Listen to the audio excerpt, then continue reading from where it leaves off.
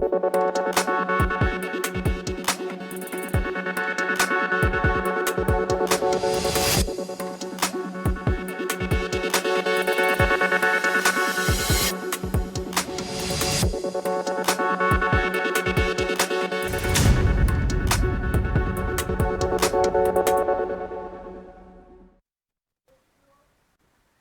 आप देख रहे हैं जन टीवी और मैं आपके साथ आकांक्षा पारिक। खबरों की शुरुआत से पहले एक नजर हेडलाइंस पर।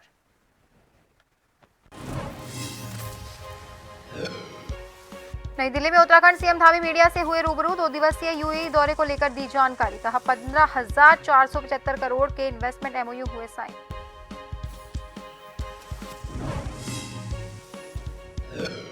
जीएसटी भवन में बिल लाओ इनाम पाओ योजना का कार्यक्रम। अप्रैल और मई के विजेताओं को बांटे पुरस्कार। मंत्री प्रेमचंद अग्रवाल ने दिए स्मार्टफोन, स्मार्ट वॉच और एयरपोर्ट।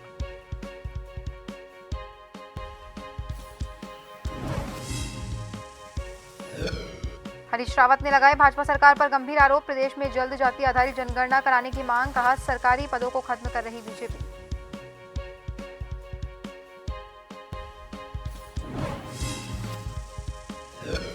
नशे के खिलाफ उत्तराखंड पुलिस की कार्रवाई। पौड़ी में पुलिस और एसटीएफ ने एक तस्कर को 2 किलो अफीम के साथ किया गिरफ्तार। अंतर्राष्ट्रीय बाजार में अफीम की कीमत 22 लाख रुपए।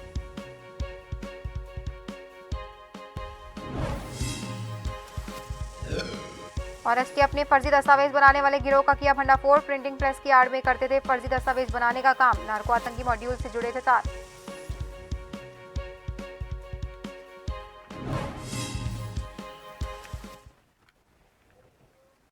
मुख्यमंत्री पुष्कर सिंह धामी ने नई दिल्ली में मीडिया से वार्ता करते हुए कहा कि उत्तराखंड ग्लोबल इन्वेस्टर समिट के तहत पहले लंदन, बर्मिंघम, दिल्ली में और अभी दुबई में और अबू धाबी में विभिन्न निवेशक समूहों के साथ बैठक की हुई।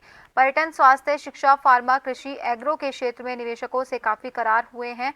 निवेशकों का उत्तराखंड आने के लिए और निवेश के लिए मन में आकर्षण है। उन्होंने कहा कि हजारों करोड़ के निवेश पर दुबई और अबू धाबी में करार हुआ है। इसके अलावा काफी प्रस्ताव भी प्राप्त हुए हैं। देश के अन्य शहरों में भी निवेशकों के साथ संवाद और रोड शो किए जाएंगे। इसके साथ ही मुख्यमंत्री ने कहा कि राज्य सरकार का प्रयास है कि 8 और 9 दिसंबर 2023 को देहरादून में प्रस्तावित इन्वेस्टर समिट अभी तक हुए सभी करारों को धरातल पर उतारने का कार्य हो।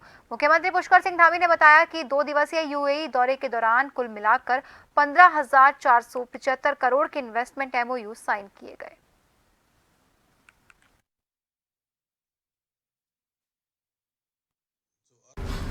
ग्लोबल इन्वेस्टर समिट जो हमने करने का और इसका सम्मेलन देहरादून में आयोजित करने का काम आगे बढ़ाया है, उसके तहत पहले हम लोग लंदन में और लंदन, बर्मिंघम और दिल्ली में और अभी दुबई और अबू धाबी में पिछले 3 दिनों से लगातार विभिन्न निवेशक समूह से मिले हैं। इसमें पर्यटन के क्षेत्र में, स्वास्थ्य के क्षेत्र में, शिक्षा के क्षेत्र में और बहुत सारे कृषि, एग्रो, इन सभी फार्मा के क्षेत्र में बहुत सारे निवेशकों से हमारे करार भी हुए हैं और बहुत से बात भी हुई है। सभी से बात करने के बाद एक बात जो हम लोगों को कहीं ना कहीं उत्साह प्रदान करती है कि हमारा काम बहुत तेज़ी से आगे बढ़ रहा है। लोग उत्तराखंड आने के लिए, लोगों के अंदर एक जीएसटी भवन में जीएसटी विभाग के द्वारा बिल लाओ इनाम पाओ योजना के द्वारा एक कार्यक्रम का आयोजन किया गया, जिसमें अप्रैल और मई के विजेताओं को पुरस्कार वितरित किए गए। मंत्री प्रेमचंद अग्रवाल ने विजेताओं को विभिन्न पुरस्कार जैसे स्मार्टफोन, स्मार्ट वॉच और एयरपोर्ट वितरित किए। डॉक्टर प्रेमचंद अग्रवाल कैबिनेट मंत्री ने कहा कि ये आंकड़े दर्शाते हैं कि योजना को लेकर जनता में असीम उत्साह है और उनके द्वारा अधिकाधिक बिलों को अपलोड किया गया है। बताया कि इस योजना के अंतर्गत पुरस्कार विजेता और पुरस्कार वितरण में पूर्ण पारदर्शिता रहे, इसीलिए संपूर्ण प्रक्रिया में कोई मानवीय हस्तक्षेप नहीं रखा गया। आपको बता दें कि देहरादून योजना शुरू होने के बाद से अभी तक 7 लकी ड्रॉ निकाले जा चुके हैं और 47,134 लोग इस योजना से अभी तक जुड़ चुके हैं।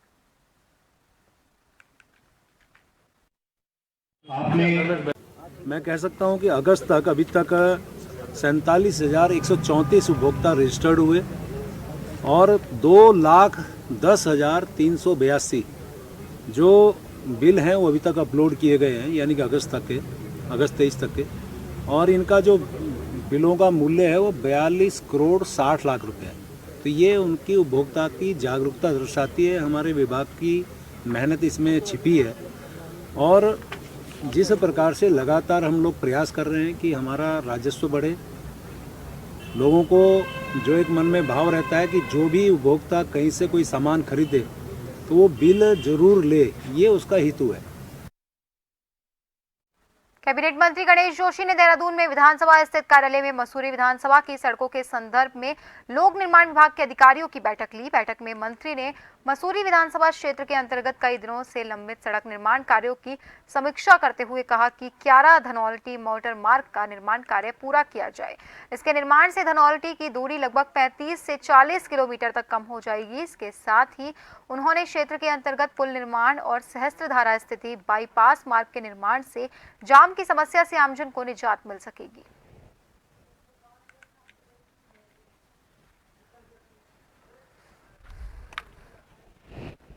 मेरे क्षेत्र के कई पुल व अन्य सड़कों की जो काफी दिनों से लंबित है, इसी प्रकार सहस्त्रधारा में एक बाईपास मार्ग, क्योंकि वहां पर जाम लगता है, बड़ा रोड जो है बाईपास की, इन सारे कामों की समीक्षा मैंने यहाँ पे की है। और एक क्योंकि 2019 से मैं उसका शिलान्यास कर चुका हूँ और शेष 4 करोड़ सड़क का घोषणा मैंने माननीय मुख्यमंत्री जी से भी खेत में करवाई थी, वो त्रुटिवश धनौल्टी में चली गई है।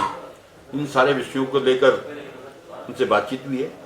शीघ्र ही मुझे आश्वस्त किया है पर सचिव ने कि शीघ्र ही उसका 15 दिन के अंदर उनका समाधान कर दिया जाएगा और जो सड़कें हमारी स्वीकृत हुई हैं उनके शिलान्यास लोकार्पण भी शीघ्र किए जाएंगे। पूर्व मुख्यमंत्री हरीश रावत ने जाति आधारित जनगणना को लेकर भाजपा सरकार पर गंभीर आरोप लगाए। उन्होंने कहा कि 2021 में जनगणना हो जानी चाहिए थी, लेकिन वर्तमान सरकार उसे टालती रही। उनकी मांग है कि जाति आधारित जनगणना जल्दी कराई जानी चाहिए। यदि उनकी सरकार आती है तो 2024 में ये उनकी प्राथमिकताओं में रहेगा। उन्होंने कहा कि ये इसलिए जरूरी है जिससे मालूम पड़े कि उन जातियों के लिए क्या किया जाना शेष है। हरीश रावत ने आरोप लगाते हुए कहा कि केंद्र द्वारा संवैधानिक आरक्षण को समाप्त करने का षड्यंत्र किया जा रहा है। सरकारी पद नहीं भरे जा रहे, चतुर्थ श्रेणी के पदों को खत्म कर दिया गया, रेल, टेलीकॉम, हवाई, रक्षा आदि क्षेत्रों को पूंजीपतियों को बेचा जा रहा है। ये जब तक ये संस्थाएं नहीं रहेगी तब तक ये पद भी नहीं होंगे। जातीय जनगणना की जो बात है, ये लोग जो इनका मेन मकसद है वो ये है कि लोगों को किस प्रकार हम विभिन्न जातियों में, विभिन्न वर्गों में बांटें और बांट करके अपनी राजनीतिक स्वार्थों की पूर्ति करें।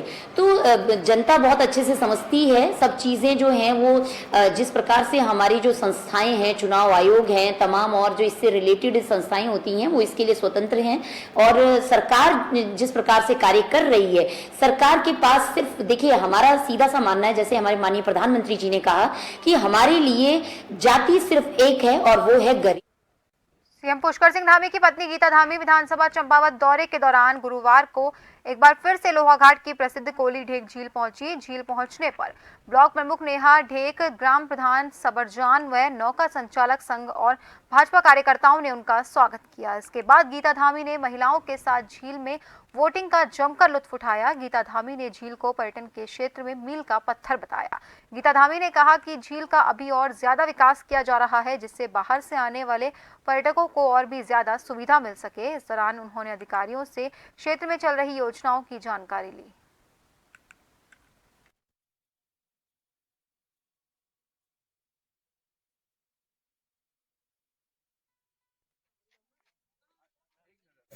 माननीय मुख्यमंत्री श्री धामी जी पूरे प्रदेश को आगे लेके जाने के लिए जो है कार्य कर रहे हैं, मेहनत कर रहे हैं। उनका सपना है कि हमारा उत्तराखंड श्रेष्ठ राज्यों में आकर के खड़ा हो और इस उत्तराखंड को हर क्षेत्र में, चाहे वो पर्यटन का क्षेत्र हो, चाहे वो धार्मिक क्षेत्र हो, हर क्षेत्र में हमारा उत्तराखंड आगे बढ़े। और वाकई में हमारे उत्तराखंड में जो है बहुत संभावनाएं भी हैं। आज जो है जिस तरह से हर क्षेत्र में विकास कार्य आगे बढ़ रहे हैं। भी जो ये लोहाघाट या चंपावत पूरा जिला है अपने आप में एक प्राकृतिक सौंदर्य से अभिभूत है और इस प्रदेश के यशस्वी युवा कर्मठ मुख्यमंत्री आदरणीय पुष्कर सिंह धामी जी ने जब से इस सूबे की कमान संभाली तब से लगातार इस कोलीढीक का त्वरित गति से निर्माण भी हुआ। पूर्व में तकरीबन 30 करोड़ की लागत से यहाँ पर जितना भी आप एक ढांचा बना हुआ देख रहे हैं बन चुका है और 38 करोड़ की अभी डीपीआर एस्टीमेट बन के शासन में गया है। बहुत जल्दी वो भी स्वीकृत होके यहाँ उस धरातल पर वो कार्य दिखेगा। मैं अपनी सरकार को इस हमारे कोलीढीक में जो ये रोजगार मिला है हमारे युवाओं को पर्यटन के क्षेत्र में, इसके लिए मैं अपनी सरकार को धन्यवाद देना चाहूँगी। और हमारे कल से हमारी क्षेत्र में आई हुई हमारी गीता धामी जी को भी मैं बहुत धन्यवाद देना चाहूँगी। उन्होंने आकर हमारे इस एसटीएफ ने फर्जी दस्तावेज बनाने वाले गिरोह का पर्दाफाश कर दिया। दरअसल कुछ दिनों पहले जम्मू कश्मीर पुलिस ने रामबन जिले में 34 किलोग्राम हेरोइन के साथ एक नार्को आतंकी मॉड्यूल का भंडाफोड़ किया था। ऐसे में पुलिस पूछताछ में सामने आया था कि बरामद की गई कोकीन सीमा पार से लाई जा रही थी। पकड़े गए तस्करों द्वारा तलाशी नाकों पर चेकिंग से बचने के लिए फर्जी कागजात और फर्जी नंबर प्लेटों का इस्तेमाल किया गया था। फर्जी दस्तावेज बनाने वाले गिरोह के तार उत्तराखंड से जुड़े थे। जम्मू कश्मीर पुलिस ने इसकी जानकारी एसटीएफ उत्तराखंड को दी, जिसके बाद एसटीएफ ने जम्मू कश्मीर पुलिस के साथ एक जॉइंट ऑपरेशन चलाकर फर्जी दस्तावेज बनाने वाले 2 आरोपियों को गिरफ्तार कर लिया। और मामले पर जानकारी देते हुए एसटीएफ के एसएसपी आयुष अग्रवाल ने कहा कि आरोपी एक प्रिंटिंग प्रेस चलाते थे, जिसकी आड़ में वो फर्जी दस्तावेज बनाने का काम करते थे।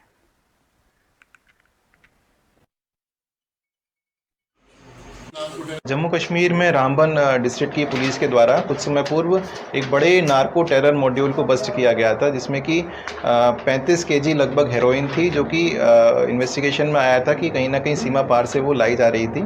तो इस संबंध में वहाँ पर एनडीपीएस और यूएपीए एक्ट के अंतर्गत केस रजिस्टर किया गया था और कुछ लोगों को वहाँ पर अरेस्ट किया गया था।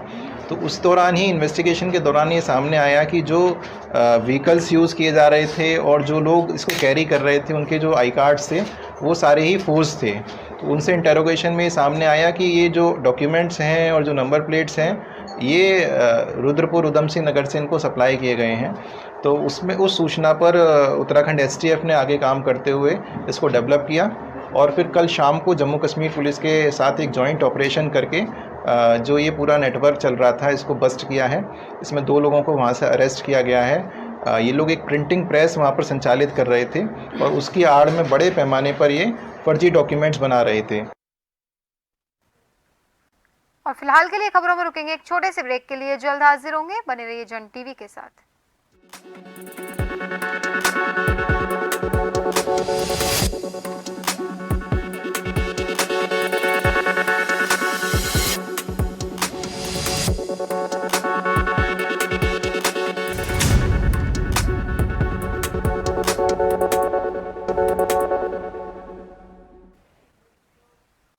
ब्रेक के बाद एक बार फिर से आप सभी का स्वागत है। बढ़ते हैं अगली खबर की ओर। पौड़ी के थाना कालागढ़ क्षेत्र में पुलिस ने एक तस्कर से 2 किलो 30 ग्राम अफीम बरामद की है। आरोपी की पहचान मलकित सिंह के रूप में हुई है। उसके मुताबिक वो अफीम को यूपी के बरेली से लेकर आया था।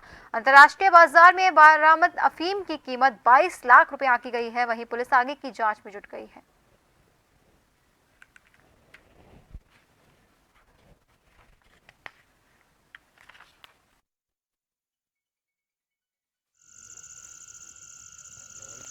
कि उत्तराखंड एसटीएफ की एनटीएफ जो विंग है, इसको एक कल बहुत बड़ी सफलता मिली है, जिसके अंदर हमारी टीम ने लगभग 2 केजी और 30 ग्राम जो अफीम है इसको बरामद किया और एक अभियुक्त इसमें गिरफ्तार हुआ है।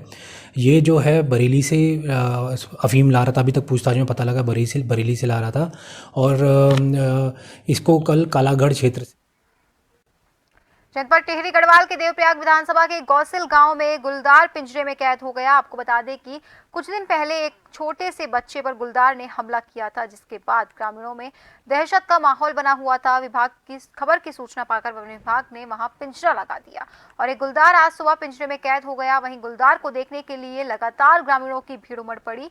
बता दें पूरे क्षेत्र में लगातार गुलदार के हमले की घटनाएं सामने आ रही थी। फिलहाल क्षेत्रीय वन विभाग की टीम घटनास्थल पर पहुंची और गुलदार को अपने कब्जे में लेकर मेडिकल के लिए देवप्रयाग लेकर आई। 5 तारीख से हमें जो है पिंजरा लगाने की परमिशन जैसे ही मिली, हमने 5 तारीख को ही अपने यहाँ पे पिंजरा लगा दिया था और मौके की स्थिति को और गंभीरता को समझते हुए हमने दो पिंजरे लगाए थे। हमारी टीम 5 तारीख से लगातार 24 घंटे यहाँ पे गश्त कर रही थी। हमने अपना पूरा होमवर्क कि लेपर्ड का आइडेंटिफिकेशन हो, कौन लेपर्ड है, 1 लेपर्ड है, 2 है, मेल है, फीमेल है, जितना भी होमवर्क जो होना था वो सारा हमारी टीम यहाँ पे लगातार रह के कर रही थी। उच्च अधिकारियों द्वारा भी यहाँ पे जो है लगातार निरीक्षण किया जा रहा था कार्यों का, तो आज उसकी हमें सफलता मिली है।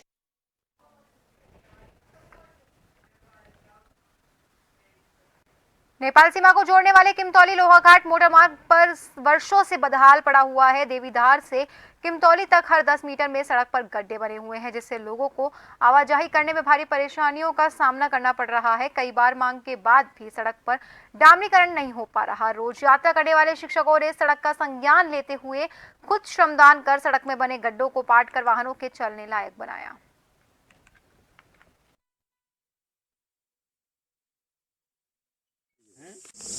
ये दिगारी चौड़ किमतौली लोहाघाट मोटर मार्ग की बात कर रहे हैं। ये रोड काफ़ी लंबे समय से क्षतिग्रस्त है। जनप्रतिनिधि भी गुजरते हैं, स्थानीय जनता भी देख रही है और विभाग के अधिकारी भी इस रोड से जाते हैं, लेकिन संज्ञान लेने वाला कोई नहीं है।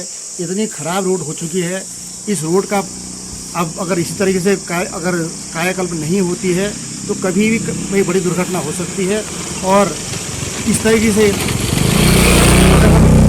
यही चेपी रोड को देखकर हमारे समझ में कुछ काम करने का आगे का मन नहीं हुआ तो शायद हो सकता है एक बड़ी दुर्घटना के कारण हो सकती है।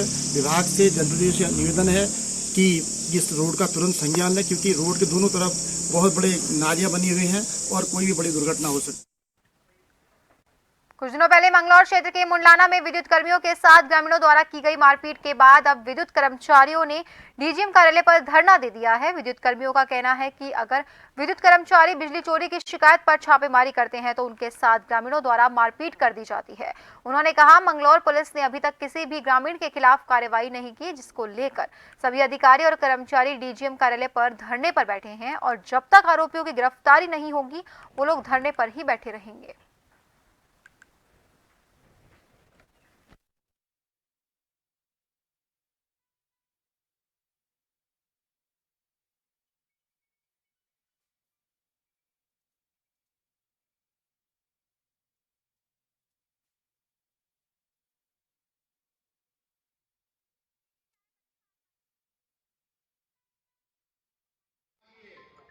बुडलाना क्षेत्र में कॉमिंग में गए थे। बिजली चोरी की शिकायतें लगातार आ रही थी। उस क्रम में हमारी टीम एसडीओ के नेतृत्व में गई। वहाँ एक स्थान पे 3 व्यक्तियों द्वारा घर पे मारपीट की गई। उनके द्वारा, स्टाफ के द्वारा बहुत ज़्यादा मारपीट की गई। इस कारण से और मारपीट के उपरांत करीबन 6 घंटे पश्चात एफआईआर जब दर्ज हुई उसके उपरांत ऐसा लगा कि कार्रवाई होगी तुरंत। स्टाफ भी शांत था। 2 दिन का समय दिया गया था, 2 दिन का समय लिया था पुलिस द्वारा, लिया गया था कि हम 2 दिन में अरेस्ट करेंगे, किंतु कोई अरेस्टिंग नहीं हुई। साथ ही थाने में ही कुछ लोगों द्वारा खुल्लम खुल्ला यह कहा गया कि बिजली विभाग का आदमी यहाँ आएगा गांव में तो उसको आने नहीं देना है और आता है तो जाने नहीं देना है। जोशीमठ मुख्य बाजार से गुजरने वाले बद्रीनाथ नेशनल हाईवे पर आए दिन सैकड़ों हजारों वाहनों की आवाजाही होती है। वहीं इन दिनों बद्रीनाथ धाम की यात्रा भी चरम पर है। वहीं देर रात जोशीमठ मुख्य बाजार में बीएसएनएल का खंभा किसी अज्ञात वाहन ने पूरी तरह से नष्ट कर दिया। जिस तरीके से बीएसएनएल का खंभा मुख्य बाजार में टूटा हुआ है, ऐसे में कोई बड़ा हादसा हो सकता था। वहीं अभी तक बीएसएनएल का कोई भी आला अधिकारी इस टूटे हुए खंभे की सुध लेने के लिए नहीं पहुंचा, जिसकी वजह से जोशीमठ नगर के स्थानीय लोगों में काफी आक्रोश है।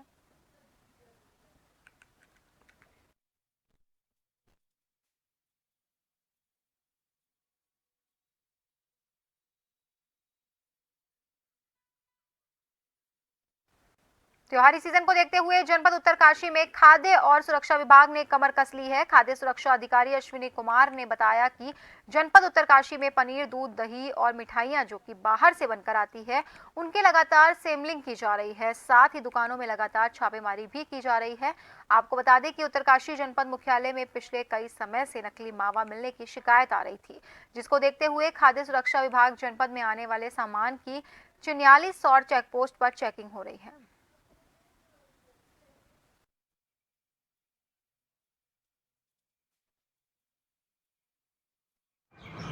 तो हम अभी इसमें विशेषकर नवरात्र के स्पेशल जो फलाहार या जो भी मार्केट में चल रहे हैं उनका निरीक्षण करेंगे।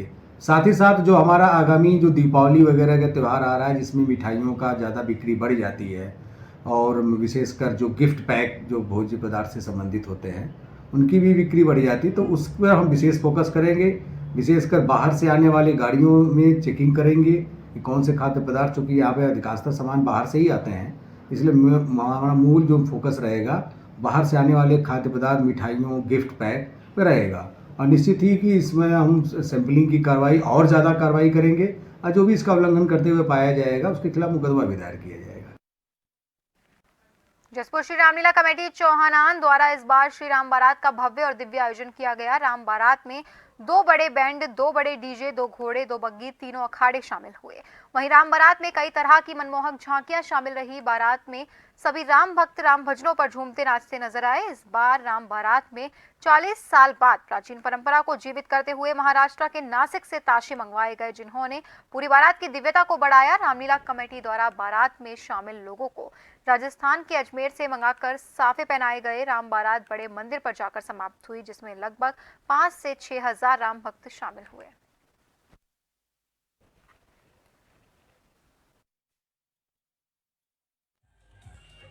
हमारी श्री रामलीला कमेटी मोहल्ला चौहानान ने काफ़ी सारी चीज़ों में जो हमारी पुरातन संस्कृति है और जो हमारे पूर्वजों ने जिस संस्कृति को बनाए रखा था उसी पैटर्न पे ले जाते हुए इस बार जो है 40 वर्षों बाद श्री राम बारात में ताशों की व्यवस्था की गई।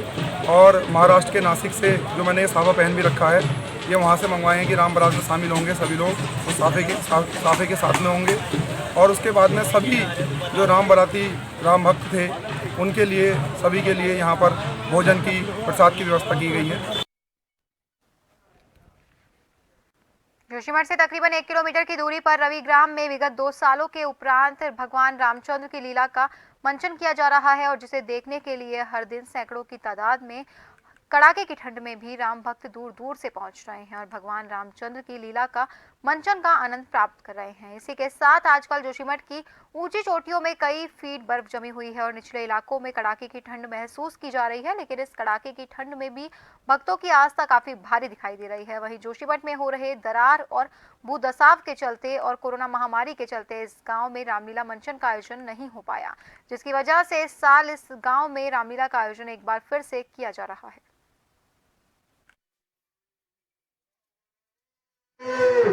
लक्ष्मण का पात्र यहाँ पर प्ले कर रहा हूँ और ये मेरा प्रथम वर्ष है लक्ष्मण के पात्र के रूप में। और रविग्राम की रामलीला की एक बहुत ही खास बात यह है कि 1969 में इस पूरे संपूर्ण क्षेत्र में सबसे पहली बार रविग्राम में रामलीला शुरू की गई थी और तब से लेकर आज तक प्रेजेंट समय तक रविग्राम की रामलीला अपने मूल स्वरूप में आज भी उसी तरीके से यहाँ पर संचालित की जाती है। तो ये रामलीला जो रविग्राम की है, ऐतिहासिक रामलीला है, इस क्षेत्र में सबसे पुरानी रामलीला है और 1969 से लगातार, बस केवल कोरोना के वक्त में थोड़ा हो गया था 2 साल, बाकी लगातार हमारा चल रहा है और हम अभी भी पुराने रागिनी पे चलते हैं, तो इसलिए यहाँ पर। कानपुर से निर्दलीय विधायक उमेश कुमार ने आपको बता दें कि अपने खुद के निजी खर्चे से सड़क निर्माण कार्य शुरू करवाया। ज्वालापुर विधानसभा के खेड़ी शिकोपुर गांव में मुख्य सड़क पर अपने निजी खर्चे से सड़क निर्माण कार्य शुरू करवाया। इसके चलते सैकड़ों लोगों ने ढोल नगाड़ों और नारों के साथ उमेश कुमार का स्वागत किया। उमेश कुमार ने कहा कि वो कोशिश करते हैं जनता की समस्याओं का समाधान प्राथमिकता के आधार पर किया जाए। इस दौरान उन्होंने कांग्रेस और भाजपा को आड़े हाथों लेते हुए कहा कि सांसद ने इस गाँव में कुछ किया होता तो 30 साल से सड़क टूटी न पड़ी होती। सांसद ने गांव गोद लिया हुआ है, अन्य लोग भी हैं। अगर 200-200 मीटर सड़क बनानी शुरू करते तो मुझे लगता है 6-8 महीने में बनी जाती, लेकिन किसी ने भी ऐसा करने की कोई ज़रूरत नहीं समझी। इतनी बड़ी आबादी का क्षेत्र, कई गांवों को जोड़ने वाला मार्ग, और ये स्थिति बहुत ही दर्दनाक और पीड़ाजनक है। तो हम सब लोगों ने मिलकर ये तय किया कि भाई अभी मैं, क्योंकि देखिए पूरा जनपद है, एक व्यक्ति के लिए निजी रूप से सब कुछ कराना संभव नहीं है, लेकिन मुझे लगा कि कम से कम कुछ तो राहत के पल मिलें, तो उसके चलते हमने यहाँ निर्णय लिया कि पहले 200 मीटर का पैच बनाएंगे। उसके बाद अगर किसी सांसद को, प्रतिनिधि को इसके संबंध में लगा कि हाँ हमारे क्षेत्र में ये जो है उनके लिए थोड़ा सा उनको शर्म आनी चाहिए। तो हो सकता है वो इस पर काम शुरू करें, और नहीं करेंगे तो हम धीरे धीरे बना लेंगे। कोई बात नहीं, 6-8 महीने लगेंगे, 10 महीने लगेंगे, छोटे छोटे टुकड़े करते बनाते जाएंगे। जब 20 साल इंतजार कर लिया तो 6 महीने अगर और लग गए तो क्या फर्क पड़ता है। और फिलहाल के लिए खबरों में बस इतना ही। बने रहिए जन टीवी के साथ। नमस्कार।